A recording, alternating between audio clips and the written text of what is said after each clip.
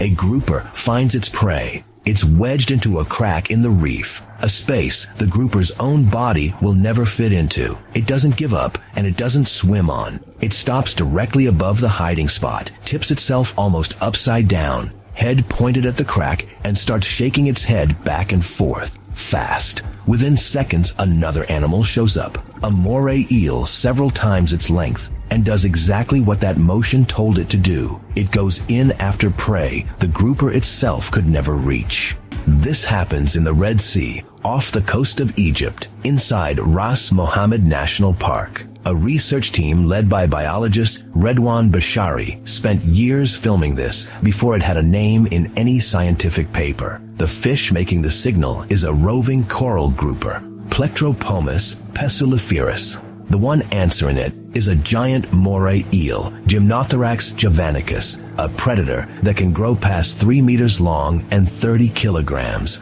Two predators, two species that, in almost any other setting, would be competing for the exact same meal. The reef here is riddled with holes, tunnels, and cracks, just wide enough for a small fish to slip in and disappear. And that's the whole problem. The grouper is big, fast in open water, built for the chase out there. Its body doesn't fit into any of that. Once prey ducks into a crevice, the grouper is stuck outside, staring at an exact spot it can do nothing about. The moray is built the opposite way, long, boneless looking, able to pour itself into a gap that would trap almost anything else.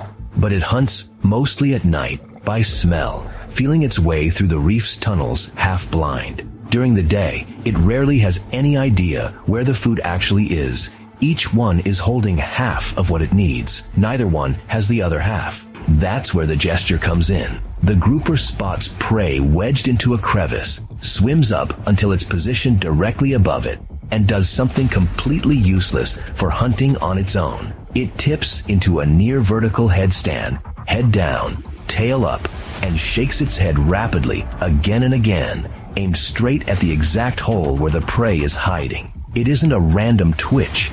The angle of the head, the direction of the body, the precise point over the reef, all of it lines up with the real hiding spot, not just anywhere nearby. If a moray is close and doesn't react right away, the grouper repeats the motion. Sometimes it swims straight to the eel first, stops right above its head, and does the exact same shake there instead, until it gets a response.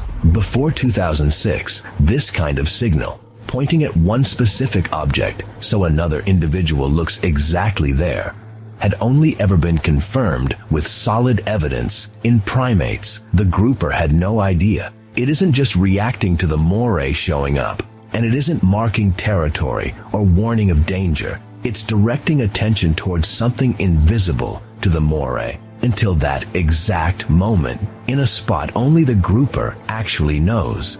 Nothing like it had ever been confirmed between two species of vertebrate with no hands, no fingers, nothing resembling a pointing gesture at all. Here's what makes the case airtight. The grouper has no way to physically touch the exact spot. All it has is its own body, held in a posture that's useless for anything except getting a signal across. The moray goes into the crevice, slips through tunnels the grouper's body could never fit into, and does the one thing a lone grouper could never pull off: flushes the prey out of hiding. The grouper sees it. The moray reaches it. Neither one manages it alone. The prey doesn't have many ways out. Trapped inside the crevice, boxed in between the advancing moray and the coral walls, it bolts through the only opening left, straight into open water, right where the grouper has been waiting. Sometimes the grouper gets it. Sometimes the moray catches it first. Still inside the maze of coral, the outcome shifts every time.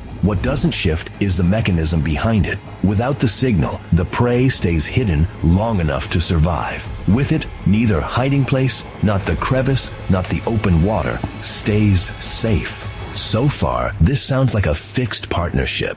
Two species that need each other. The same deal replayed with the same two partners every time. That's not what's happening. A follow-up study led by biologist Alexander Vail found that groupers perform the exact same gesture toward other reef predators whenever a moray isn't around. If a Napoleon wrasse is nearby, a massive fish strong enough to crush coral in its jaws, the grouper signals to it instead. If there's an octopus close by, it gets the signal. The gesture doesn't change. The goal doesn't change. Get someone else into a space the grouper can't reach. What changes is who's available at that exact moment. This isn't loyalty. It isn't a fixed alliance between two species that chose each other. It's an instruction handed to whatever body happens to be nearby and built for the job. But nobody controls how the hunt actually ends. What the grouper does control is who gets the call. In several recorded cases, it went looking, swimming straight to the den where a moray was resting, with no prey in sight yet, and performing the same head shake right at the entrance, like knocking. Only after that did the two of them move together toward the spot where the grouper had already seen prey disappear. Sit with that for a second. The grouper remembered where the prey went. It chose who to recruit. It made the trip to get them, and then it waited to find out if it would eat. That's the sequence. Memory, recruitment, patience, uncertainty in a fish. The one thing it never controls is who actually ends up with the meal. This didn't stay a one reef story. Vail's follow-up study, published in Nature Communications in 2013, documented the same pattern with more than one possible partner: moray eel, Napoleon wrasse, octopus, whichever happened to be nearby on a given reef. It wasn't a fixed system. It was whatever was on hand. Referential communication between two unrelated species, something that until 2006 looked almost exclusive to primates, turned out to exist in a fish that can't even make a directed sound. Think about what that means. It doesn't take a large brain or hands to point at something with precision. It just takes two species with complementary problems crossing paths often enough for one to learn how to read the other. Frans de Waal, one of the most well-known primatologists alive, wrote about this study in the very same issue of the journal where it was published. His reaction in 2006 was short.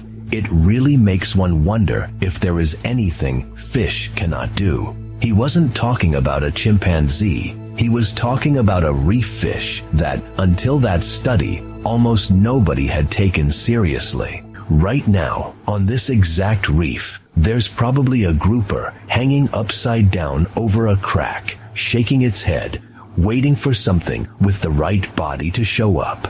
It doesn't matter if it's the same moray as always. It doesn't matter if it's a new one. The grouper was never looking for a partner. It was looking for whatever tool happened to be available. And sooner or later, the moray answering the signal today is going to be busy, or too far away, or simply not there. And the grouper is going to turn its head toward the next animal built for the job, without hesitating, without any sign it ever cared which one showed up.